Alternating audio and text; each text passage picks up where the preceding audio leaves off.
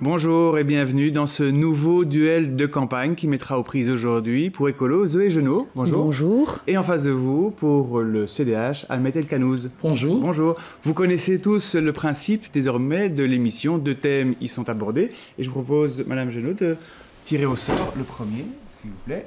Et voilà. Parfait. Interdire les hauts loyers. La question est donc de savoir, faut-il encadrer les loyers, mettre des limites maximales à ces loyers qui ont tendance à augmenter, c'est vrai, en région bruxelloise depuis plusieurs années. Il faut le rappeler, plus de 50% des habitants sont locataires. Est-ce qu'il faut encadrer les loyers? Est-ce qu'il faut interdire concrètement des hauts loyers? Mais le problème à Bruxelles, c'est surtout quand il y a les changements de locataires. Donc les loyers, en général, augmentent avec l'indexation. Et puis, hop, changement de locataire, on en profite pour rajouter 100 €, 200 €. Quand on a fait des gros investissements, des gros travaux, ben là, c'est légitime, puisqu'il y a une amélioration du confort, une amélioration de l'isolation qui permettra de faire des économies au niveau des charges. Quand ce n'est pas le cas, là, on trouve cela nettement moins admettable. Et jusqu'ici, la région bruxelloise n'avait pas les outils pour encadrer le loyer. Maintenant, avec la réforme de l'État, on va pouvoir en discuter au niveau bruxellois. Et je pense en effet que c'est un des outils, parmi d'autres, l'encadrement des loyers, le fait de soutenir les propriétaires qui, je dirais, demandent un loyer normal, vu l'état de leurs biens, vu le quartier dans lequel ils se trouvent, etc. Mais par contre, de décourager les propriétaires qui abusent de la situation où on est à l'heure actuelle, c'est-à-dire de manque de logement. Mais il ne faut pas juste agir cela, il y a aussi tout l'aspect de la production de logements, que ce soit des logements sociaux, des logements moyens.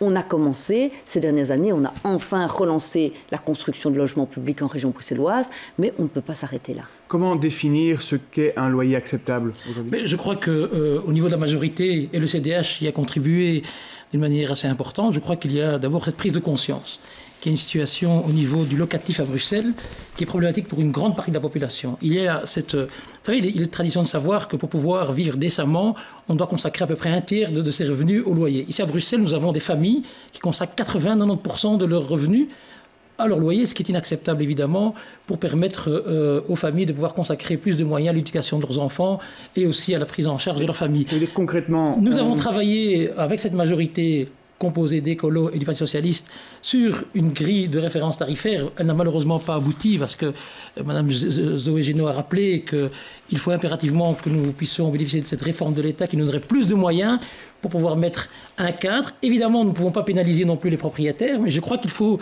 un lien avec l'indexation, qu'on puisse avoir cette augmentation et être vigilant effectivement lorsqu'il y a un changement de locataire, qu'on ne se retrouve pas avec des augmentations extrêmement importantes.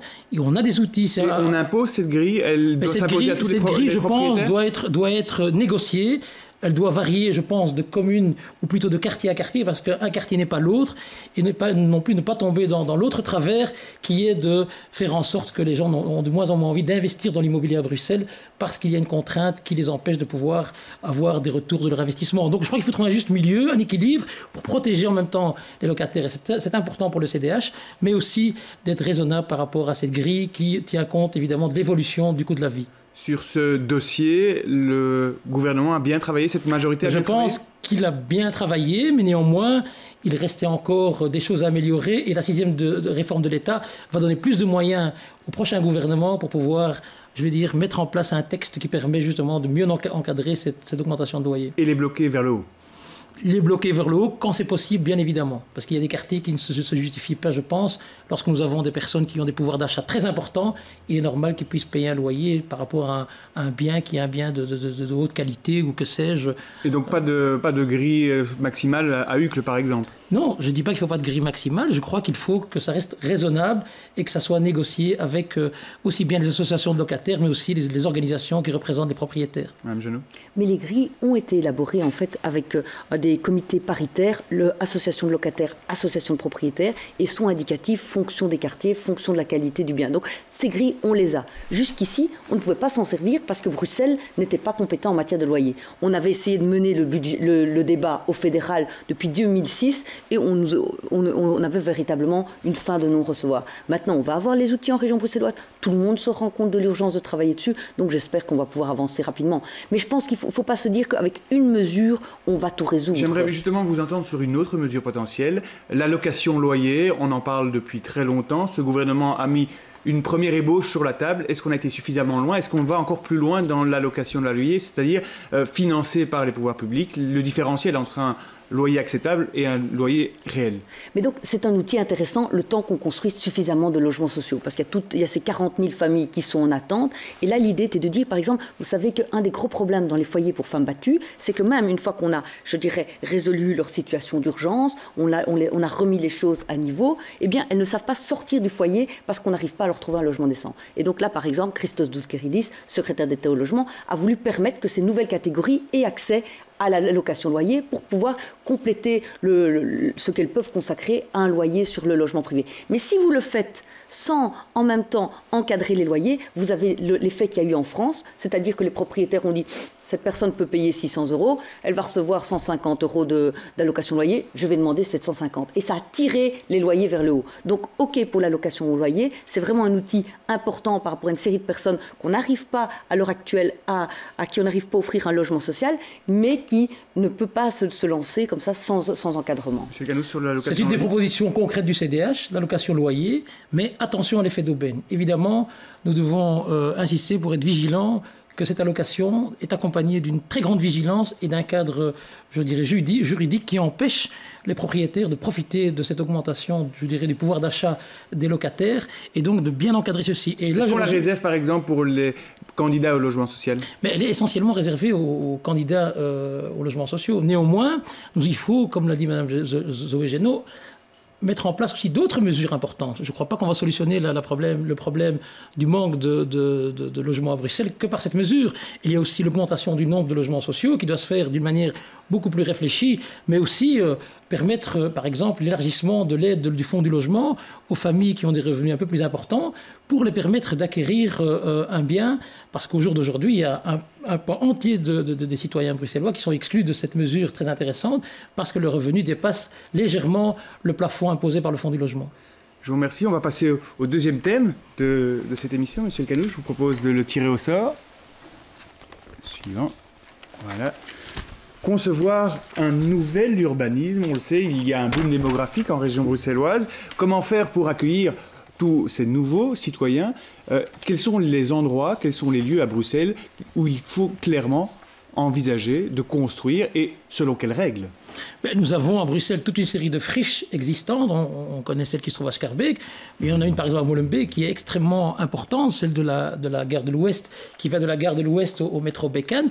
Et je pense qu'il existe... C'est une opportunité. C'est une opportunité. Nous avons, je me rappelle, en 2007, voté le schéma directeur de cette zone, par exemple. Aujourd'hui, nous sommes en 2014. Il n'y a encore rien qui est avancé parce que c'est une propriété de la SNCB. Et donc, je crois que le prochain gouvernement va devoir s'atteler à mettre en œuvre très concrètement, d'abord, trouver les moyens financiers pour pouvoir élaborer des projets très concrets en concertation avec les communes et surtout les mettre en œuvre et lancer parce qu'il y a un besoin criant non seulement en matière de logement mais aussi en matière d'infrastructure. Je pense ici aux écoles mais aussi aux crèches et là ce sont des opportunités que nous devons saisir absolument. Mais pour ça évidemment il faut des accords avec les propriétaires. Priorité au logement ou bien on fait aussi de l'économie et de l'industriel dans ce type... Il faut les deux. On sait très bien qu'on ne peut pas développer une ville sur un désert économique. Donc il va pouvoir trouver du logement, parce que là, on a parlé tout à l'heure de la crise du logement, mais aussi trouver de l'emploi pour les Bruxellois et aussi des infrastructures qui correspondent aussi à des besoins. J'ai rappelé les écoles et les crèches. Madame Genot, pour l'urbanisme et plus particulièrement le développement de la ville, est-ce qu'on peut envisager clairement de faire du développement agréable pour les nouveaux arrivants? C'est le défi. Et je pense qu'à Bruxelles, on a été un peu traumatisés. Parce que dans le temps, avant la constitution de la région bruxelloise, avant 89, c'était la Belgique nationale qui a fait toute une série de grands projets qui ont totalement traumatisé les Bruxellois. Que ce soit la cité administrative, la jonction Nord-Midi, le quartier européen. Quelle priorité pour l'avenir? Et donc en 89, quand on a eu enfin les compétences, on n'a fait que des micro-projets sur les quartiers pour essayer de réparer. Maintenant, on a identifié très clairement cette zone. C'est Reyers, Josaphat, Ezel, Tour et Taxis, Carbic Formation, Canal, l'hippodrome, sur lequel la région veut se concentrer. Et il faut passer du stade de on fait des grands plans, ce qui s'était fait pendant 20 ans, on fait des plans, des schémas directeurs, des PPS, des ceci, des cela, à on devient des bâtisseurs. Et là, c'est tout l'enjeu. On le voit sur Tour et Taxi, ça a commencé. Et c'est notre ministre, la ministre de l'Environnement, qui a pris les manettes dans le sens où elle a lancé la construction du plus grand immeuble passif de la région bruxelloise, qui accueille maintenant Bruxelles Environnement. On a lancé la construction et l'inauguration maintenant du plus grand parc de la région bruxelloise, qui va de Boxtal au Canal. Je pense que ça permet de rassurer aussi une série d'investisseurs. Oui, le projet va se faire, pas comme toutes sortes de projets qui sont restés dans les cartons. On commence à construire et maintenant tout le défi, c'est d'avoir un véritable équilibre. On a aussi besoin de zones, par exemple quand on voit la zone à Bruxelles Formation qui est au cœur, à côté du ring, à côté du canal, à côté des voies de chemin de fer, il faut aussi que ce soit des zones économiques. On prend exemple sur Néo, on prend exemple sur le déplacement du stade à Grimbergen.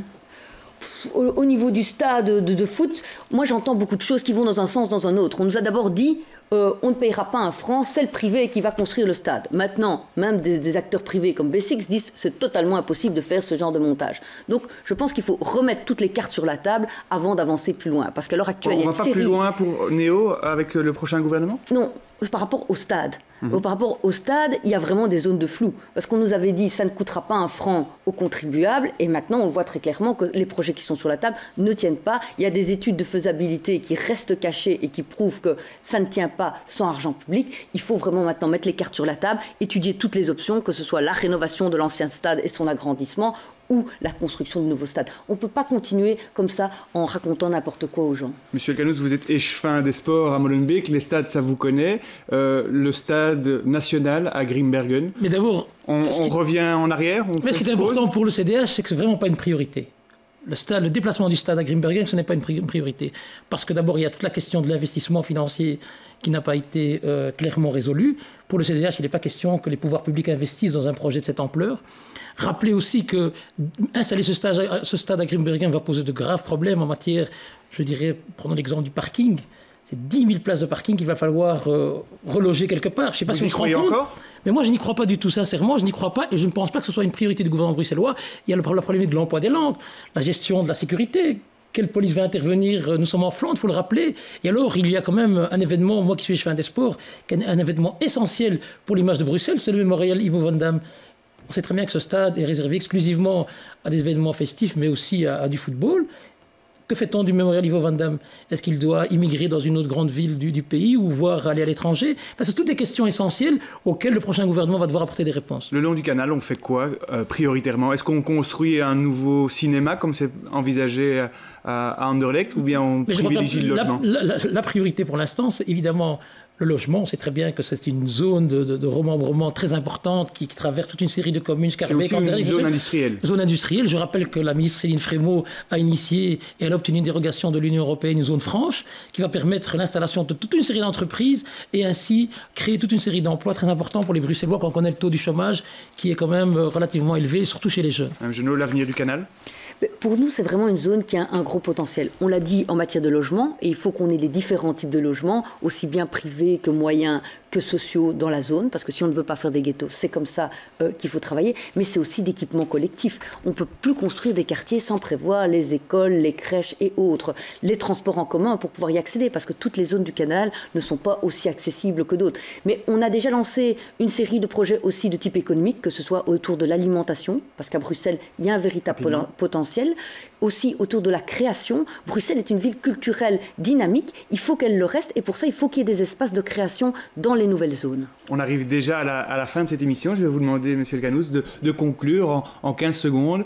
Pourquoi faut-il voter pour vous? Pourquoi faut-il voter pour le CDH? Mais je crois que le CDH, d'abord en matière d'emploi, parce qu'en 15 secondes, c'est 60 000 emplois créés ces dernières années. Quand on met en corrélation l'augmentation de la population, mais aussi le taux de chômage, on voit que le CDH a apporté une touche très importante dans la lutte contre la précarité et la création d'emplois.